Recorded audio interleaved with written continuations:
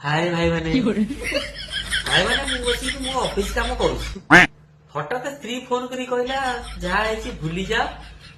ରାଗ ରୁଷା ଏମିତି ହୁଏ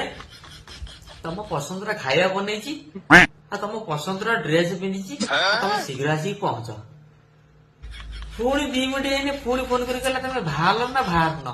ତମେ ଶୀଘ୍ର ଆସିକି ପହଞ୍ଚ ମୋ ଧନଟା ପରା ସେ ରାଗ ରୁଷା ଛାଡ ମୁଁ ତମକୁ ଅପେକ୍ଷା କରିଛି भाई मुझे टेंशन है अच्छी कहाँ घरे गड़ेगी ये से तेरी फोन करता कहाँ थी तो जनो राती 12 बजे मैं कोठी